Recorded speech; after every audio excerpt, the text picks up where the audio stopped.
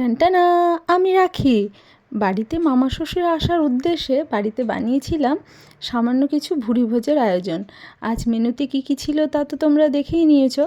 ছিল এঁচোড়ের তরকারি, চিকেন আর মাছ কষা, ভাজা, ভুজি, ডাল, এই সমস্ত কিছু।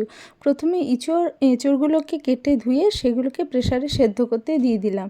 আর সাথে দিয়ে দিয়েছিলাম নুন হলুদ মাখিয়ে শিমগুলোকে ভাজতে। কড়াইয়ে সামান্য তেল দিয়ে সেদ্ধ করে রাখা এঁচোড় সেগুলোকে নুন হলুদ দিয়ে ভালো করে ভাজতে দিয়ে দিয়েছি। আর এই এঁচোড়ের জন্য যে সমস্ত মশলাগুলো লাগে সেগুলোও রেডি করে নেব। আর ওইদিকে ডালটাও বসিয়ে দিয়েছি, আর ওইদিকে শিমটাও ভাজা হতে থাক। আসবে তো একজন স্পেশাল মানুষ, তার জন্য তো স্পেশাল কিছু করতেই হবে বলো। এদিকে বলতে বলতে এঁচোড়টাও এঁচোড়টাও ভাজা হয়ে এসছে, আর ওইদিকে শিমটাও ভাজা হয়ে এসছে। দেখো, দুই দিকে মিলে যেন আমি যুদ্ধ শুরু করেছি, তাই না? এদিকে শিমটাও ভাজা হয়ে এসছে, এটাকে নামিয়ে নেব। আর ওইদিকে এঁচোড়টাও ভাজা হয়ে এসছে, সেটাকেও নামিয়ে নেব। এবার চলো এঁচোড়ের জন্য মশলাটা বানিয়ে নিই। এঁচোড় তো আবার মাংসের মতো রাঁধতে হয়, তাই পেঁয়াজ, আদা, রসুন সমস্ত কিছু কেটে নিয়েছি। আর কেটে ভালো করে পেস্ট বানিয়ে নেব। পেঁয়াজ, আদা, রসুন, টমেটো সমস্ত কিছু দিয়ে দিয়েছি, আর এটার জন্য পেস্ট বানিয়ে নিচ্ছি। আর এদিকে শিমটাও নামিয়ে নেব। আর ওইদিকে এঁচোড়টা ভেজে রাখা এঁচোড় সেটাকেও তুলে নেব। একটু শাকও বানিয়েছিলাম। আর এঁচোড়গুলো দেখো প্রায় ভাজা হয়ে এসছে। আর এদিকে সামান্য তেল দিয়ে পেঁয়াজ, আদা, রসুন সেটা দিয়ে দিয়েছি। আর রুটিন মশলা, জিরে, ধনে সমস্ত কিছু দিয়ে দেবো। আর সাথে একটু জল দিয়ে দেবো। সেটা দিয়ে ভালো করে তেল ছাড়া অবস্থা অবধি এই মশলাটাকে কষাতে থাকবো। এদিকে মশলাটা তাহলে কষানো হয়ে যাক। আর এইদিকে কড়াইতে আমি আর মাছগুলো ভাজতে দিয়ে দেবো। এই আর মাছ প্রচণ্ড ফাটে আর কি, সেই জন্য এই আর মাছকে অবশ্যই নুন, হলুদ আর তেল মাখিয়ে রেখে ফ্রিজে স্টোর করবে। আর এটা যখন ভাজবে তখন একটা লিড চাপা দিয়ে দেবে, তাহলে তেলটা ফাটলে গায়ে এসে লাগার সম্ভাবনা থাকবে না। আর ওইদিকে যে মশলাটা কষাচ্ছিলাম সেটা প্রায় কষানো হয়ে এসছে। সেই কষানো মশলার ওপরে দিয়ে দিলাম সেদ্ধ করে রাখা এঁচোড়। আবার এটাকে কিছুক্ষণ কষতে থাকবো, এটা তো সেই মাংসের মতো পাট, বুঝতেই পারছো। এবার জল দিয়ে ভালো করে এটাকে ফুটতে দেবো। আর এদিকে দেখো আর মাছটা ভাজা হয়ে এসছে।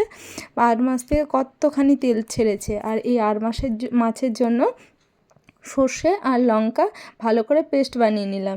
এই আর মাছের জন্য সবথেকে ভালো সর্ষে লঙ্কা পেস্ট বানিয়ে সেটাকে নুন হলুদ দিয়ে জলে গুলে নিয়েছি। আর সেটা মাছের ওপরে দিয়ে দিয়েছি। ব্যাস, আর কিছু করার দরকার নেই। সর্ষে বেশি কষতে নেই, আর কষলে সেটা তেতো হয়ে যেতে পারে।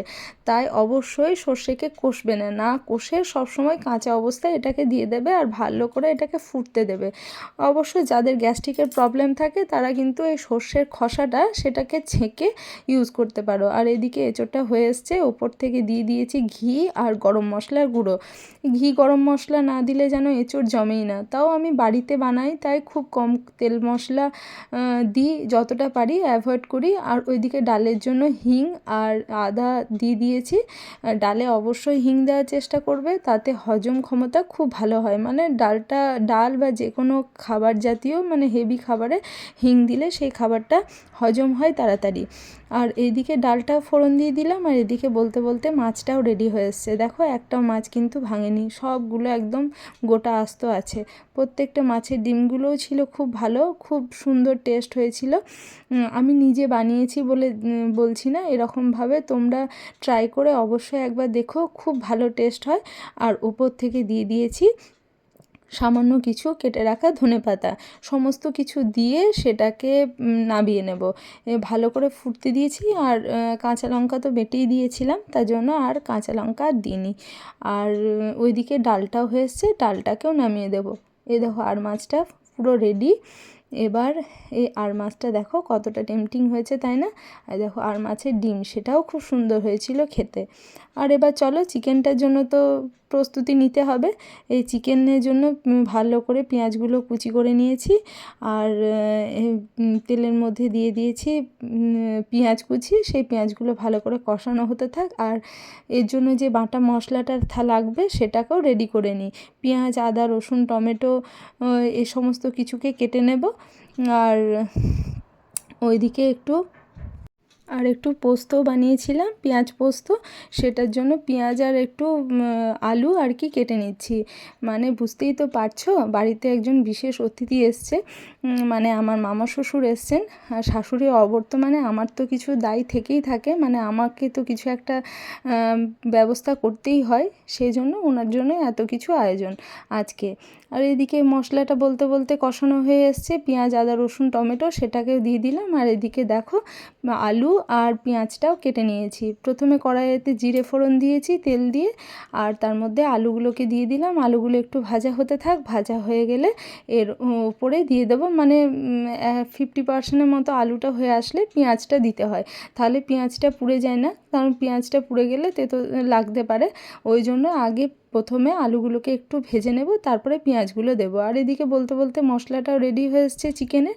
আর এদিকে দেখো আলুগুলো প্রায় সেদ্ধ হয়ে এসছে, আর এই পেঁয়াজগুলো দিয়ে দিলাম, আর সাথে দেব সামান্য একটুখানি লবণ। এই যেহেতু পোস্ত বানাচ্ছি, হলুদের কোনো গল্প নেই, হলুদ না দিয়ে এটাকে ভালো করে নুন দিয়ে ভালো করে ভাজা হতে দেব। আর ওইদিকে পোস্তটাও বেটে নেব। আর ওইদিকে মশলা তো হয়ে এসছে, সেই মশলার মধ্যে দিয়ে দিয়েছি জিরে ধনে নুন হলুদ সমস্ত কিছু দিয়ে কষিয়ে নিয়েছি, আর অ্যাড করে দিয়েছি চিকেনগুলোকে। এবার এই চিকেনগুলোকে দিয়ে ভালো করে কষাতে হবে, ফুল হিটে হাই হিটে এটাকে 10 মিনিট কষাবো, যতক্ষণ না এর রঙটা চেঞ্জ হচ্ছে। চিকেনের রং চেঞ্জ না হওয়া অবধি এটাকে ভালো করে ফুল দমে ভালো করে এটাকে কষাতে থাকবো। আর অ্যাড করে দিয়ে দিয়েছিলাম চিকেন মশলা, সেটাকে দিয়েও ভালো করে কষিয়ে নেব। আর আরও অ্যাড করেছি রেড চিলি পাউডার, সমস্ত কিছু ভালো করে দিয়ে দিয়েছি। এবার ভালো করে এটাকে কষিয়ে নেব যতক্ষণ না এটার থেকে জল না বেরোচ্ছে। আর একদম জল শুকিয়ে আসলে লিড চাপা দিয়ে দিয়ে ভালো করে এটাকে এখন কষতে থাকবো।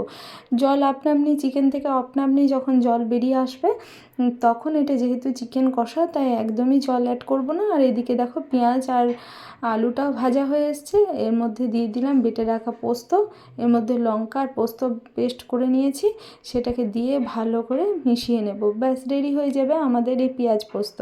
এটা খুব সুন্দর খেতে হয়, শুধু ভাতে কোনো সবজি লাগে না, এটা দিয়েই ভাত হয়ে যায়। এদিকে চিকেনটা দেখো একদম পুরো তেল ছেড়ে দিয়েছে, আর এর মধ্যে কোনো কিছুই আর প্রয়োজন লাগবে না। এর মধ্যে এবার লিড চাপা দেবো, আর এর মধ্যে থেকে জল বেরোতে থাকবে, হতে থাক।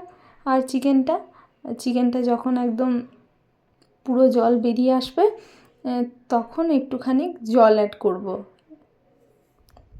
আর এদিকে পোস্তটা হয়ে এসছে, সেই পোস্তটাকেও নামিয়ে নেব। আর এদিকে দেখো কর্তামশাই এসছেন আমার কাছে একটু হেল্প করতে, যেহেতু আমার কোনো হেল্পিং হ্যান্ড নেই, সেহেতু সমস্ত কিছুই আমিই করি। আর এদিকে দেখো চিকেনটা একদম পুরো রেডি হয়ে এসছে, জল সামান্য অ্যাড করেছিলাম, আর সেটা দিয়ে ভালো করে ফুটিয়ে নিয়েছি। আর ওপর থেকে দিয়ে দেবো কিছুটা ধনেপাতা আর কাঁচা লঙ্কা, ব্যাস রেডি হয়ে যাবে। চিকেনটা রেডি হয়ে গেছে, এবার এটাকেও সার্ভ করে নেব। বুঝতেই পারছো আমার যেহেতু শাশুড়ি মা নেই, সেহেতু যতটুকুই আয়োজন করি না কেন, আমার মনে হয় কি আমি ঠিকঠাকভাবে করে উঠতে পারিনি। জানি না এটা সবার মনে হয় কি না। দেখো প্লেটটাও সাজিয়ে নিয়েছি, শাকও বানিয়েছিলাম, আর এদিকে ডালও দিয়ে দিয়েছি, সমস্ত ভাজি দিয়ে দিয়েছি। এদিকে চিকেনটাও রেডি, এঁচোড়ের তরকারিটাও রেডি, আর এদিকে সমস্ত কিছু রেডি করে নিয়েছি, এবার সার্ভ করে দেব। জানি না কতটা আমি কি করতে পারি, তবে আমি যেটুকুই করি আমার মন থেকে করি, আর আমার যতটুকু আমার মানে আয়ত্তে কোলায় ততটুকু করার চেষ্টা করি। একটু চাটনি হলে বোধহয় ভালো হতো। আজ তাহলে এইটুকুই, পরের দিন আবার